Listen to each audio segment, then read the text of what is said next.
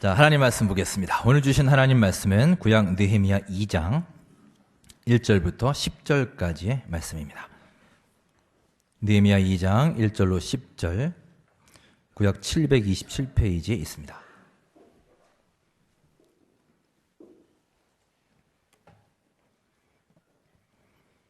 느헤미야 2장 1절로 10절, 우리 한 목소리로 합독하시겠습니다. 아닥사스다 왕 제20년 니산 월에 왕 앞에 포도주가 있기로 내가 그 포도주를 왕에게 드렸는데 이전에는 내가 왕 앞에서 수심이 없었더니 왕이 내게 이르시되 내가 병이 없거늘 어찌하여 얼굴에 수심이 있느냐 이는 필연 내 마음에 근심이 있음이로다 하더라. 그때 내가 크게 두려워하여 왕께 대답하되 왕은 만세수를 하옵소서. 내 조상들의 묘실에 있는 성읍이 이제까지 황폐하고 성문이 불탔사오니 내가 어찌 얼굴에 수심이 없사오리이까 하니 왕이 내게 이르시되 그러면 내가 무엇을 원하느냐 하시기로 내가 곧 하늘의 하나님께 묵도하고 왕에게 아뢰되 왕이 만일 좋게 여기시고 종이 왕의 목전에서 은혜를 얻었사오면 나를 유다 땅 나의 조상들의 묘실이 있는 성읍에 보내어 그 성을 건축하게 하옵소서 하였는데 그때 왕후도 왕 곁에 앉아 있었더라. 왕이 내게 이르시되 내가 몇 날에 다녀올 길이며 어느 때에 돌아오겠느냐 하고 왕이 나를 보내기를 좋게 여기시기로 내가 기한을 정하고 내가 또 왕에게 아뢰되 왕이 만일 좋게 여기시거든 강 서쪽 총독들에게 내리시는 조서를 내게 주사 그들이 나를 용납하여 유다에 들어가기까지 통과하게 하시고 또 왕의 삼림 감독 아삽에게 조서를 내리사 그가 성전에 속한 영문의 문과 성곽과 내가 들어갈 집을 위하여 들보로 쓸 제목을 내게 주게 하옵소서 하매 내 하나님의 선한 손이 나를 도우심으로 왕이 허락하고 군대장관과 마병을 보내어 나와 함께하게 하시기로 내가 강 서쪽에 있는 총독들에게 이르러 왕의 조서를 전하였더니 호른 사람 산발락과 종이었던 암몬 사람 도비아가 자손을 흥왕하게 하려는 사람이 왔다함을 듣고 심히 근심하더라. 아멘. 하나님의 말씀입니다. 자, 한 주간도 주님 안에서 말씀 안에서 평안하셨습니까? 자, 함께 우리 서로 인사하겠습니다. 반갑습니다. 주님의 평안 가득하시기 바랍니다. 함께 우리 축복하며 평안을 기원하며 인사하겠습니다. 네, 우리 장로님 기도해 주신 대로 이제 오늘 목요일에 수학능력 시험이 있습니다. 이제 며칠 남지 않았네요. 하루하루 다가오면서 아마 수험생들 마음속에 이제 초조함 또 불안함 이런 마음이 있을 것 같습니다. 이 자리에 수험생도 있고 또 우리 수험생 부모님도 계시고 해서 제가 이제 시험에 관련해서 참 잊지 못할 에피소드가 하나 있는데 먼저 함께 나눠봄으로 말씀을 열겠습니다. 자, 고1 때 기말고사였는데 그때 이제 그 시험부터 영어 듣기를 굉장히 어렵게 출제한다는 그런 소문이 쫙 돌았습니다. 그 비중이 커진다는 이야기가 있었습니다. 그래서 이제 다들 긴장을 하고 열심히 준비를 했습니다. 그때는 이제 인터넷 이런 거 없을 때니까 우리 카세트 있죠, 여러분? 그 카세트 테이프를 계속 듣고 예상 문제 계속 뽑아서 연습하고 그래서 나름 이제 준비를 열심히 잘했다고 생각을 했습니다. 그래서 좀 건방진 생각이죠. 아니, 많이 건방진 생각이죠. 예, 자신이 있었어요. 그래서 저의 이제 준비 상태와 공부한 양만 의지한 거죠. 그래서 참 교만한 마음으로 이제 시험에 들어갔습니다. 문제가 나오는데 그 문제 중에 하나가 뭐였냐 하면 그 문제의 배경이 되는 공간이 꽃집이었어요. 꽃집에 이제 남학생 하나하고 여학생 하나, 그러니까 철수하고 영희가 꽃집에 가서 꽃집 아주머니하고 대화를 하는 내용입니다. 우리 엄마에게 꽃을 좀 사드리려고 하는데 어떤 꽃이 좋을까요? 좀 추천해 주세요. 했더니 아주머니가 이 꽃은 어떠니? 하고 보여줬더니 우리 엄마는 이렇게 화려한 색깔은 별로 안 좋아하세요. 그럼 이건 어떠니? 그 꽃은 참 색깔이 좋네요. 얼마예요? 얼마야? 했더니 너무 비싼데 좀 싼 건 없을까요? 뭐 이런 식의 대화였습니다. 그 대화에 이제 꽃 이름이 많이 나오고 또 가격 얘기를 하면서 이제 당연히 뭐 돈 얘기, 숫자 얘기 이런 게 많이 나왔겠죠. 그러면서 이제 문제가 몇 개가 나옵니다. 그 중에 하나가 결국 철수는 엄마를 위해서 무슨 꽃을 샀을까요? 이게 이제 문제입니다. 꽃 이름이 많이 나오긴 했지만 쉬운 문제였어요. 뭐 어렵지 않았습니다. 그리고 이렇게 잘 들렸습니다. 답이 백합이었어요.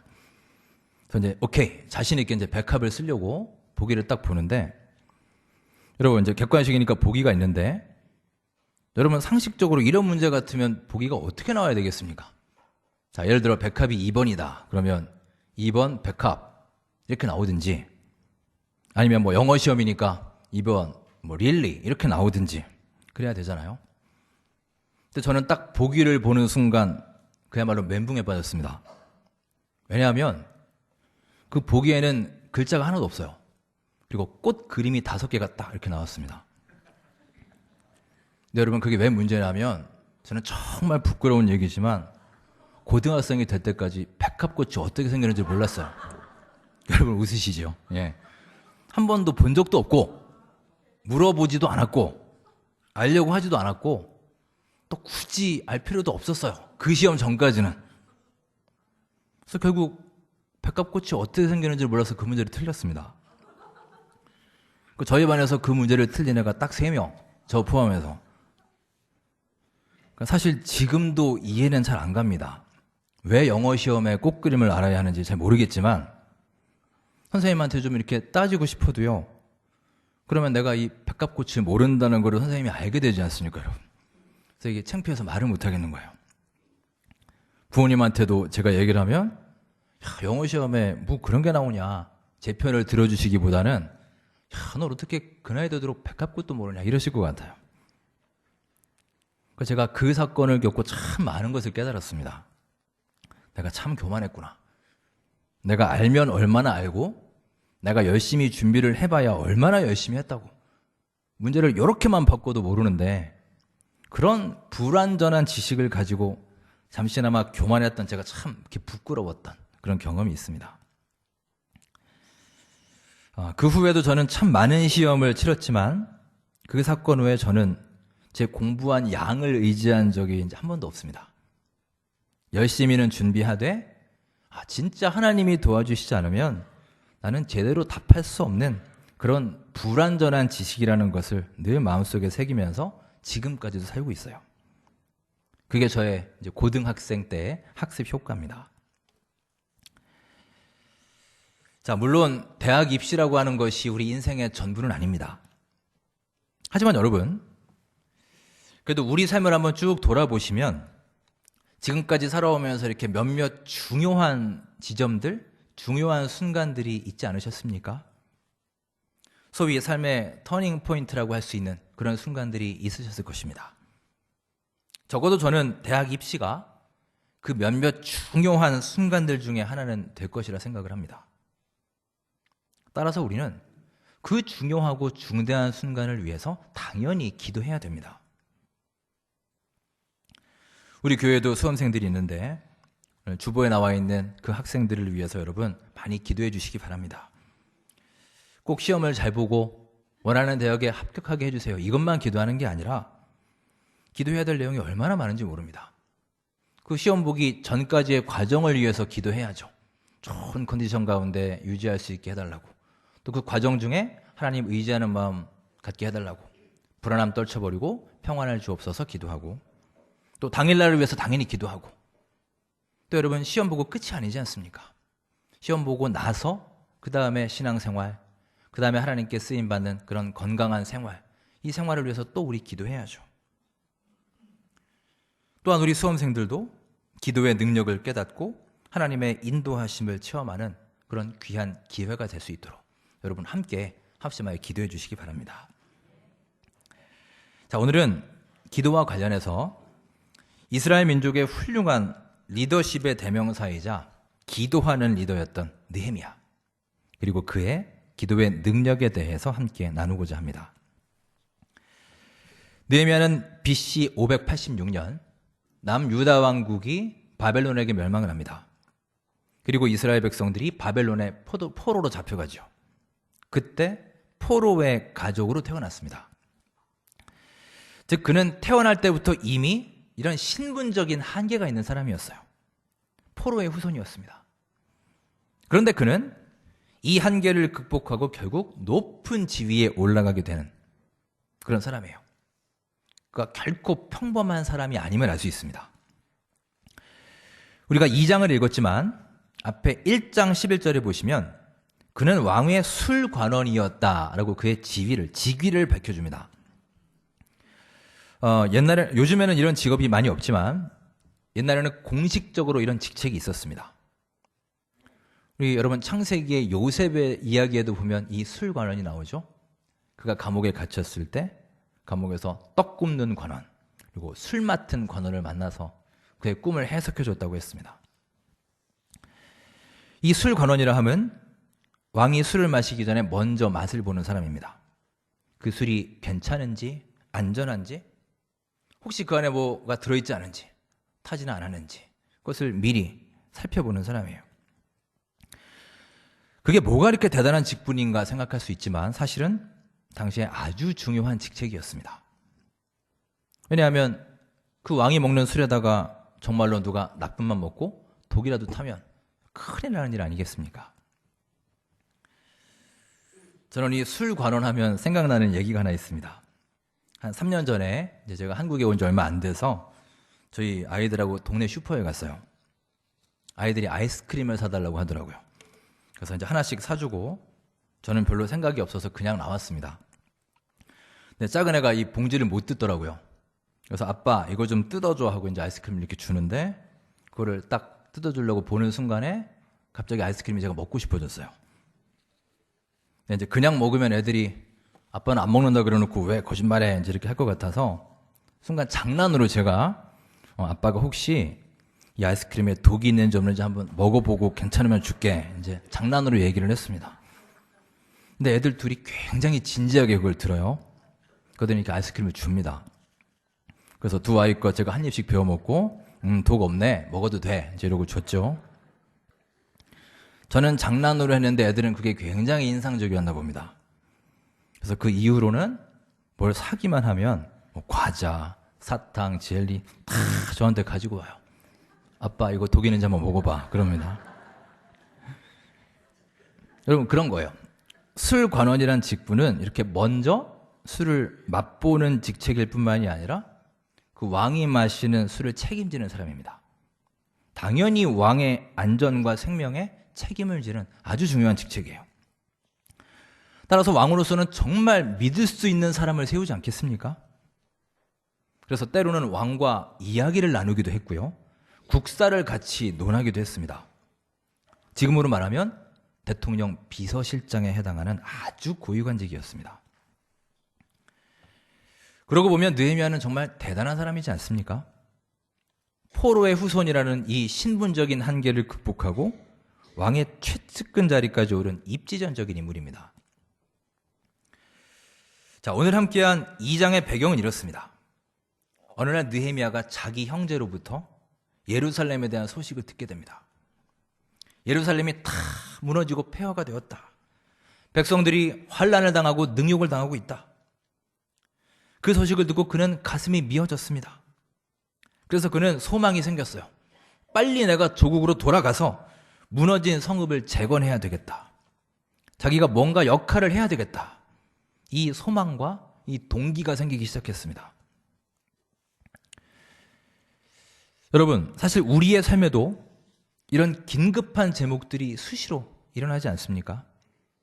예를 들어 뭐 수술을 한다든지 또 이번에 수능이 있는데 이런 중요한 시험을 앞두고 있든지 뭐 생명이 위독하다든지 이런 일들은 아주 초와 시를 다투는 기도 제목들이죠.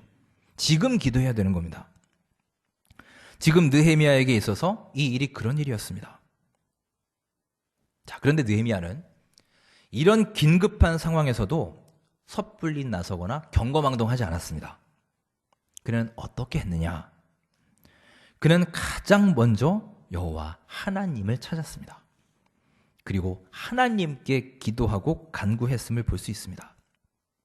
여러분, 그것도 그냥 일회적으로 무슨 이벤트성으로 기도한 게 아니라 무려 4개월간을 계속해서 기도했습니다.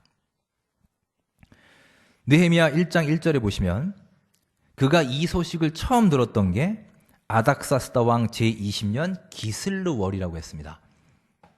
기슬르월은 지금으로 말하면 12월쯤 됩니다. 그리고 오늘 본문이 시작되는 2장을 보시면 때가 니산월이라고 했습니다. 니산월은 4월쯤 됩니다. 그러니 처음 소식을 들었을 때부터 한 4개월이 흐른 거예요. 그동안 그는 계속해서 조국을 위해, 민족을 위해 기도한 것입니다. 하나님께서 마음의 소원을 주셨을 때 느헤미야는 그는 얼마든지 권력과 명예를 가지고 세상의 방법을 찾을 수 있었을 거예요.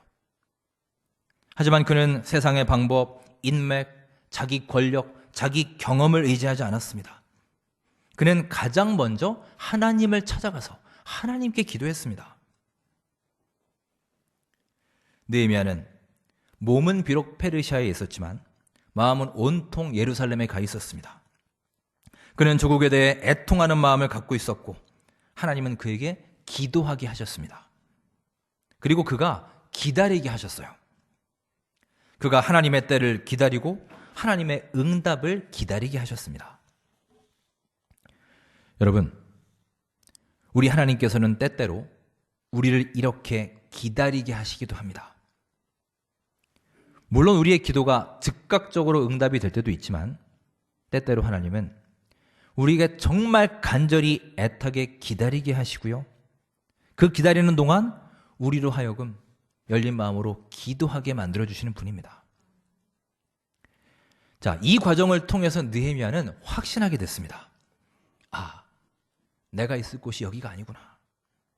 지금 나는 화려한 수산궁에 호의호식하고 있지만 내가 여기 있으면 되는 게 아니라 황폐한 예루살렘 땅으로 빨리 가서 거기에서 일을 해야 되는 사람이구나. 내가 해야 될 일이 너무나 많구나. 그는 확신했습니다. 자신의 소명이 무너진 예루살렘 성벽을 재건하는 것이다. 그는 깨닫게 되었습니다. 자, 그런데 여러분, 지금 그가 처한 상황이 만만치가 않습니다.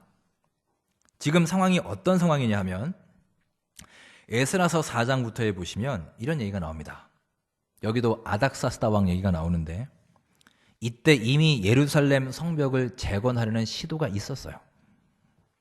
그래서 그 주변에 있는 방백들이 왕에게 상소를 올립니다.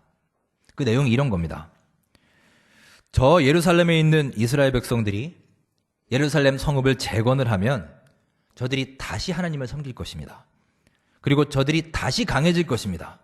세금도 아마 안 낼지 모릅니다. 그리고 반란을 일으킬지 모릅니다. 그러니 절대 저들이 성벽을 세우지 못하도록 조치를 내려주십시오. 방백들이 이미 왕에게 호소를 했습니다.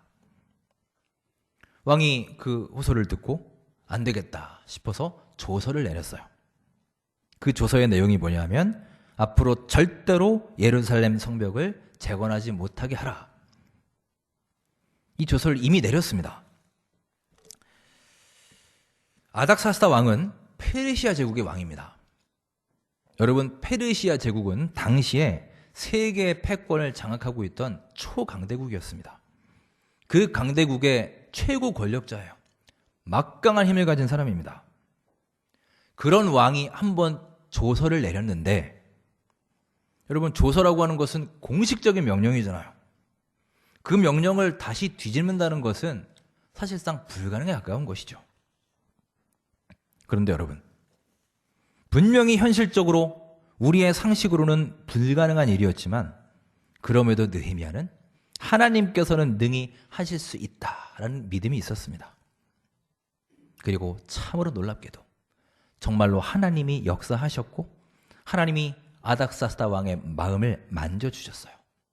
그랬더니 그 왕의 마음이 움직이기 시작했습니다. 자, 어떤 일이 일어났느냐? 우리 2절 말씀을 함께 읽어보겠습니다. 2장 2절 함께 읽습니다. 왕이 내게 이르시되 내가 병이 없거늘 어찌하여 얼굴에 수심이 있느냐?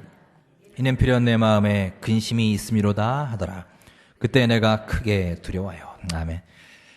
느헤미야는 계속해서 예루살렘을 생각했고요.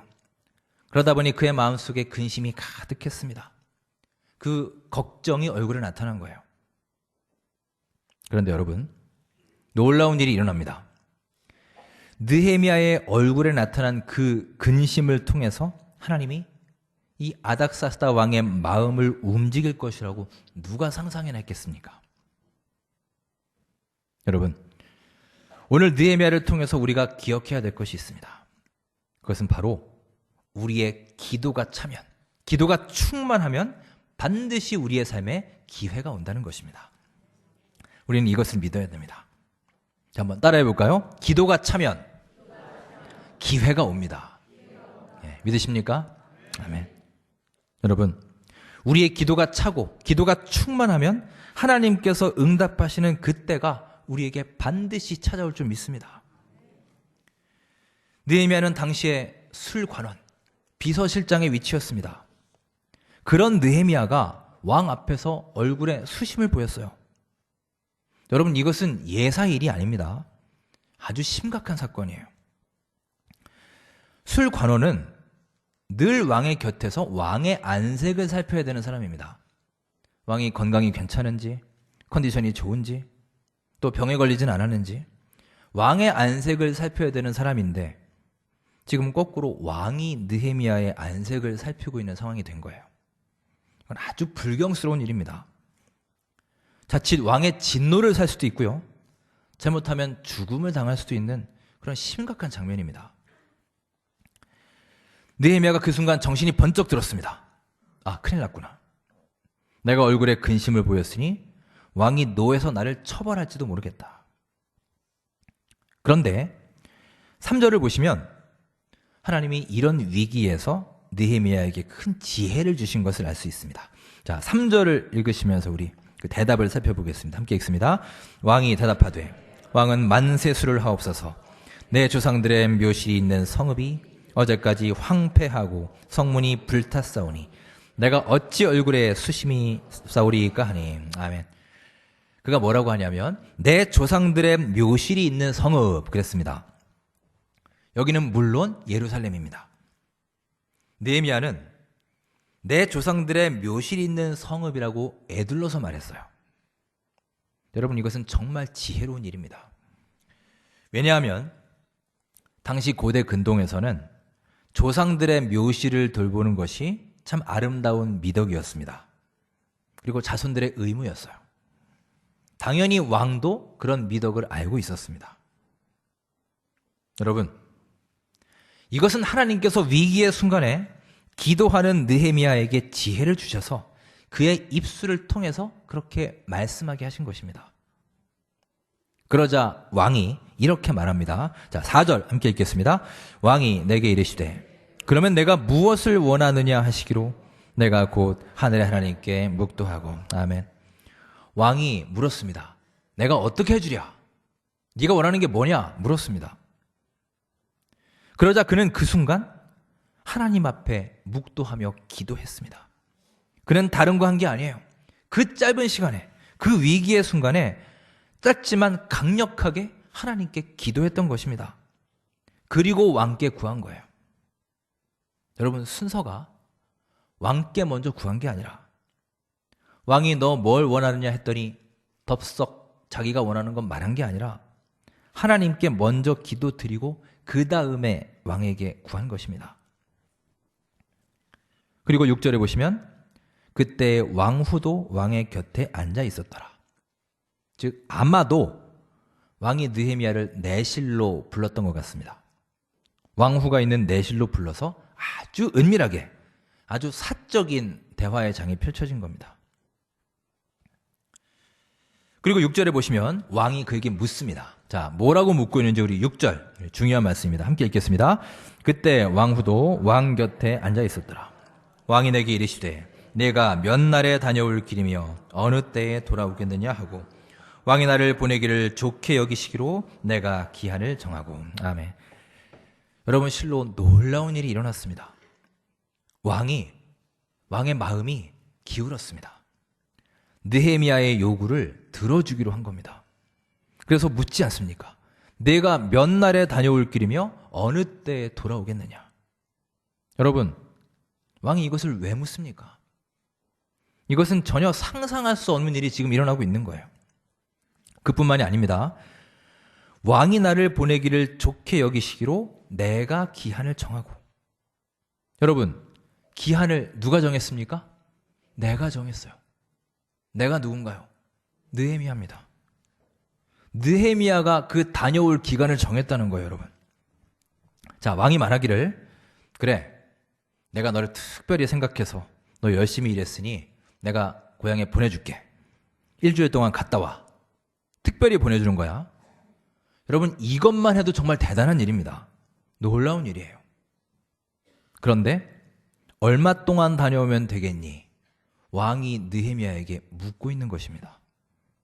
그리고 그 기한을 느헤미야가 정한 거예요. 여러분, 이건 정말 있을 수가 없는 일입니다. 그는 비서실장 아닙니까? 여러분, 비서실장이 뭐 하는 위치입니까? 왕의 곁을 잠시도 떠나면 안 되는 사람이에요. 그런데 왕이 먼저 그에게 묻고 있는 겁니다. 왕 앞에서 수심을 보여 잘못하면 죽임을 당할 수도 있는 상황인데 도리어 왕이 그를 좋게 여겼습니다. 게다가 이것은 이미 왕이 한번 조서로 금지했던 명령입니다. 한번 내린 명령을 번복하면서까지, 그래, 너 다녀와라. 얼마 동안이면 되겠느냐. 느헤미야에게 그 기간을 정하라고 말하고 있는 겁니다. 여러분, 느헤미야가 조국에 다녀오며 그 기한을 정하게 될 것이라고 누가 상상이나 했겠습니까?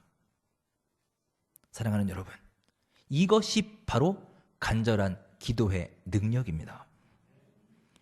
우리 하나님이 역사하시면 이런 우리의 상식을 초월하는 기적의 역사가 얼마든지 가능하게 됨을 믿으시기 바랍니다.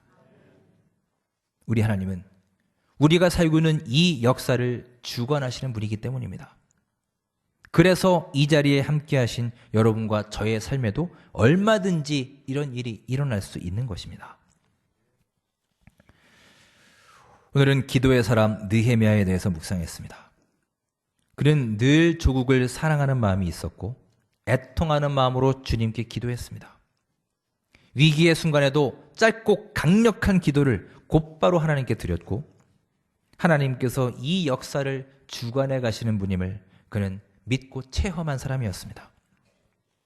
사랑하는 여러분, 기도에는 커다란 힘과 능력이 있습니다.